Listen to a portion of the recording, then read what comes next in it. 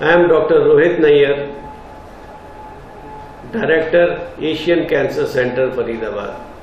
Today, I will be discussing about head and neck cancers, a disease which is one of the most common tumors in males in our country. Doctor साहब, हमें सिर और गले के cancer के बारे में कुछ बताइए। मुंह और गले के कैंसर हिंदुस्तान में सबसे कॉमन पाए जाते हैं। आजकल हम देख रहे हैं कि इस मुंह और गले के कैंसर की तादाद बढ़ती जा रही है। रोज एक नया मरीज हमें दिखता है जिससे मुंह का कैंसर हो रहा है। तंबाकू बहुत सबसे कॉमन कॉज है मुंह के कैंसर का। जवान लड़के, 15 साल के, 20 साल के बच्चे, इवन 25 साल के लोग हमारे पास आ रहे हैं जिन्हें मुंह का कैंसर हो रहा है। इतनी यंग एज में ये कैंसर होना भयावह है, ना कि उनके अपने लिए, ना ही उनकी ज़िंदगी के लिए, मगर ये कैंसर मुंह को इन्वॉल्व करता है। मुंह एक ऐसा ऑर्गन है हमारी बॉडी का जो आपका चिन्ह है सोसाइटी के सामने, आपकी शक्ल है, आपका चेहरा है। यदि चेहरा बिगड़ जाए तो सारी ज़िंदगी के लिए एक दाग रह जाता है। बहुत ज़रूरी है कि हम इस कैंसर से बचें और अपना प्रिकॉशन करें और अपने आप को बचाव करें। यह एक ऐसा कैंसर है जिससे बचा जाया जा सकता है। डॉक्टर साहब, आपके हिसाब से क्या कारण है कि मुंह और गले के कैंसर के मरीज काफी मात्रा में देखे जा रहे हैं? देखिए, हमारे देश में तंबाकू का प्रचलन बहुत ज़्यादा है और सबसे कॉमन कॉज, जो सबसे जरूरी कारण इसका माना जा रहा है, वो है तंबाकू का सेवन है। 70 से 80% लोगों को मुंह का कैंसर जो हो रहा है वो तंबाकू की वजह से हो रहा है। और तंबाकू एक ऐसी चीज़ है जिसे अगर हम छोड़ दें तो इस कैंसर से बच सकते हैं। तंबाकू अकेला ही एक कारण नहीं है। कभी कभी शार्प टूथ होते हैं जिसकी वजह से दांत में या गाल में या आपकी जीभ में इंजरी होती है और जख्म बनता है, तो उससे भी कैंसर हो सकता है। डेंचर्स, जैसे कि एल्डरली लोग हैं हमारे जिनकी उम्र ज़्यादा है, अगर डेंचर्स ठीक से फिट नहीं हो रहे हैं, अगर वो बार बार घर्षण कर रहे हैं अपनी जबड़े के ऊपर, तो उनसे भी जबड़े का कैंसर हो सकता है। बहुत ज़्यादा मिर्च वाले खाने और बहुत स्पाइसी चीज़, एकदम गरम लिक्विड ज़्यादा तरीके से जो कि मुंह को डैमेज करते हो, तो उनसे भी मुंह के कैंसर हो सकते हैं। सो ये कुछ और कारण है तंबाकू के अलावा जो कैंसर, मुंह और गले के कैंसर कर सकते हैं।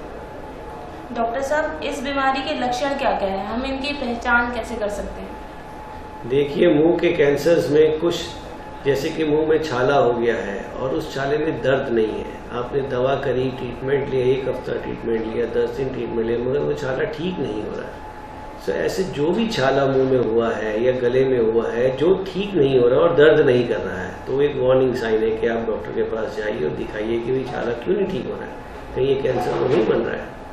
मैं अपने खास तंबाकू सेवन करने वाले भाइयों से निवेदन करूंगा कि वो अपना मुंह रोज शीशे में खोल के देखिए और अंदर देखिए कहीं मुंह के अंदर सफ़ेद पैच या सफ़ेद दाग तो नहीं बन रहा है। ये सफ़ेद दाग पहला वार्निंग साइन है, यानी कि भगवान भी आप लोगों का बहुत भला करता है, आप लोगों को वार्निंग देता है कि भैया अब समय हो गया है, तंबाकू छोड़ दो। अगर कोई मुंह में सफ़ेद दाग नज़र आता है आपको, तो ये पहला वार्निंग साइन है, ये पहला चिन्ह है कि आप तंबाकू छोड़ दीजिए, आपको कैंसर हो सकता है। यही सफ़ेद दाग बाद में जाके लाल दाग बन जाता है जिसको हम एरिथ्रोप्लेकिया कहते हैं। ये कैंसर का दूसरा वार्निंग साइन है। इस साइन के होने के बाद करीबन 40 से 60% लोगों को कैंसर बन सकता है। यदि वो तंबाकू छोड़ दें तो 60% व्यक्ति फिर भी कैंसर से बच सकते हैं। तो ये दूसरा वार्निंग साइन है। अगर इनमें से कुछ भी आपको नज़र आता है तो तुरंत डॉक्टर का संपर्क करें और तंबाकू का सेवन उसी समय छोड़िए। यदि आप छोड़ देते हैं, आपका बहुत अच्छा चांस है कि इस वार्निंग साइन के होने के बावजूद भी आप कैंसर से बच सकते हैं। डॉक्टर साहब, हमें ये बताइए कि इस बीमारी का इलाज क्या संभव है, और अगर है तो उसका क्या तरीका है? इस बीमारी का इलाज बिल्कुल संभव है। आजकल बहुत तरीके हमारे पास आ गए हैं जिसमें हम ऑपरेशन करते हैं। तरह तरह की ऑपरेटिव टेक्निक्स आ गई हैं। अभी कुछ दवाइयाँ नहीं आई हैं जिन्हें कीमोथेरेपी कहते हैं, जिनके द्वारा इनको कंट्रोल किया जाता है, और सिकाई जिसको रेडियोथेरेपी कहते हैं, जिसके थ्रू इनको ट्रीट किया जाता है। कैंसर का इलाज एक कॉम्प्लेक्स ट्रीटमेंट है, बिकॉज ये मुंह को इन्वॉल्व करता है। जो आपका चेहरा है, समाज के सामने आपकी चिन्ह है, पहचान है, उसके ऊपर ये एक दाग है।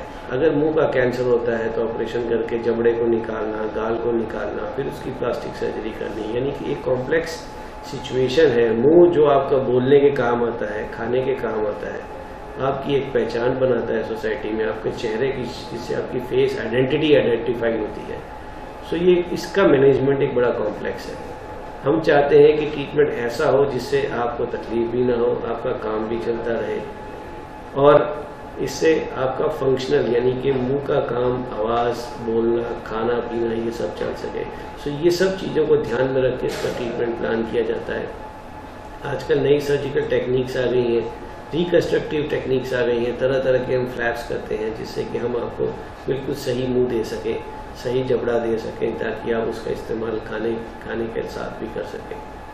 क्योंकि यह बीमारी हम देख रहे हैं कि जवानी में हो रही है, 20 साल के व्यक्तियों में हो रही है, 30 साल के व्यक्तियों में हो रही है। इतनी कम उम्र में ये बीमारी होना और इन यंग जवानों के लिए पूरी ज़िंदगी पड़ी है अपने जीने के लिए। सो एक ऐसा सुदृढ़ इलाज निकाला जाए कि जिससे कि उनकी बची हुई ज़िंदगी की क्वालिटी ऑफ लाइफ भी इम्प्रूव हो, ना कि क्वांटिटी पर क्वालिटी ऑफ लाइफ पे भी फोकस किया जाना चाहिए। तो ये सारे पहलू हम देख के उसके बाद ही ट्रीटमेंट प्लान करते हैं पेशेंट का। और डॉक्टर साहब हमें यह बताइए कि गले व मुंह के कैंसर के मरीजों के लिए और क्या क्या मदद संभव है? देखिए, यदि ऑपरेशन या सिकाई से भी कुछ साइड इफेक्ट होते हैं, जैसे कि मुंह का सूखना, गले का सूखना, खाने पीने में थोड़ी सी तकलीफ होती है। तो आजकल नई टेक्निक्स आ गई हैं सिकाई की, जिसे IMRT कहते हैं, इंटेंसिटी मॉडरेटेड रेडियोथेरेपी। ये स्पेशलाइज्ड टेक्निक्स है जिससे ऐसे एरियाज को सिकाई किया जाता है और लार बनाने वाली ग्रंथियों को बचाया जाता है, जिसकी वजह से आपके मुंह में लार बनती रहे। यदि लार बनेगी तो आपको स्वाद भी आएगा, खाना खाने में तकलीफ भी कम होगी। तो नई टेक्निक्स, रेडिएशन से अब कॉम्प्लिकेशंस कम हो रही हैं, पेशेंट्स को तकलीफें कम होती हैं ट्रीटमेंट से। दूसरा, सर्जिकल नई टेक्निक्स आ गई हैं, अच्छे रिकन्स्ट्रक्टिव टेक्निक्स आ गई हैं, ऑर्गन प्रिजर्वेशन टेक्निक्स हम यूज़ कर रहे हैं ऑपरेशन के लिए, जिसमें हम कोशिश करते हैं अगर वॉइस बॉक्स बचाना हो तो उसे बचाया जाए, जबड़े को बचाया जाए, जिससे कि आपका खाना पीना इम्प्रूव हो जाए और आपके चेहरे का शेप भी अच्छा मेंटेन रहता है। सो ये सब टेक्निक्स से अब एक तो ऑपरेशन बेहतर हो गए हैं, ट्रीटमेंट बेहतर हो गया है, क्वांटिटी ऑफ लाइफ इम्प्रूव हो गया और क्वांटिटी के साथ साथ अब हम क्वालिटी ऑफ लाइफ पे भी फोकस कर रहे हैं। So quality of life means कि आपका खाना पीना बेहतर होगा, काम करने की आपकी क्षमता बढ़ जाएगी, तो जिससे आप आगे चल के काम भी कर सकते हैं। और अब हम ऑपरेशन के साथ साथ एक कैंसर विशेषज्ञ की जवाबदारी ये भी रह गई है कि जिस व्यक्ति को आपने ट्रीटमेंट किया है वो समाज में वापस भी जा सके और समाज में अपने आप को एडजस्ट कर सके, सभी बंधुओं के साथ मिलकर बात कर सके, काम कर सके। सिर्फ ऑपरेशन करना, सिर्फ सिकाई करना, सिर्फ कीमो देना, ये कैंसर विशेषज्ञ का काम अकेला नहीं रह गया है। हमारी रिस्पॉन्सिबिलिटी उससे आगे जाती है कि हम ये देखें कि मरीज ऑपरेशन के बाद अपने काम में वापस गया है, अपनी नौकरी पे वापस गया है, अपने लोगों में घुल मिल गया है कि नहीं है, ये भी हमारा दायित्व बनता है।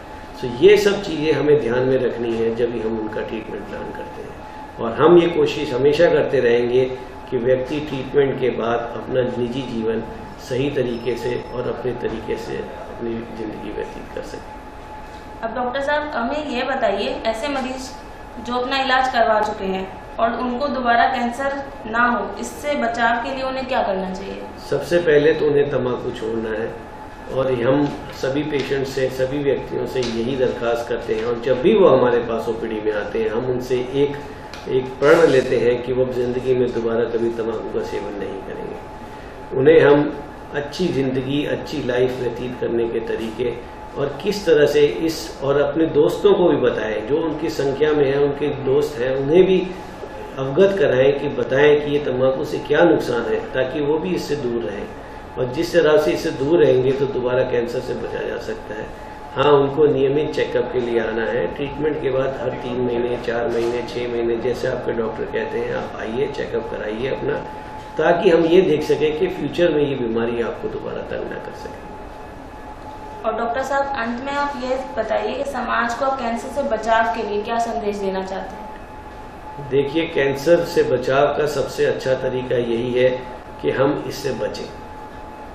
और कैसे बच सकते हैं? यदि हम जान लें कि इसके कारण क्या है। यदि हमें कारण पता चलता है तो कारण को हम एबॉलिश करें।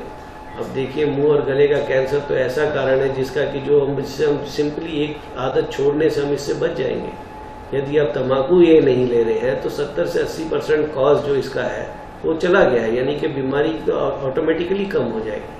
सो एक ये जो स्कोच हमारे सोसाइटी में है तंबाकू का, किसी भी फॉर्म में, चाहे स्मोकिंग कर रहे हो, चाहे हाथ वाला तंबाकू ले रहे हैं, पीसने वाला, मुंह में रख रहे हैं, सूंघने वाला तंबाकू, किसी भी फॉर्म में ये नुकसान पहुंचाता है।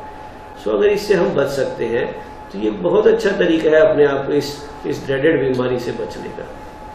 ठीक है। और तीसरा हम ये कहेंगे कि कुछ अच्छी आदतें रखनी है, कुछ खाने पीने के तरीके हैं, जैसे कि घर में बना हुआ खाना लें, जैसे चारकोल बॉइलिंग है, और ये सब चीज़ों से हमने देखा है कि कभी कभी पेट के कैंसर के इंसिडेंस बढ़ते हैं। तो यदि खाने पीने का तरीका हमारा अच्छा रखा जाए तो हम इस बीमारी से बच सकते हैं। देखिए, कुछ चीज़ें हमारे हाथ में है, कुछ चीज़ें हमारे हाथ में नहीं है, पर एटलीस्ट जो हमारे हाथ में है उससे तो हम अपने आप को बचा सकते हैं।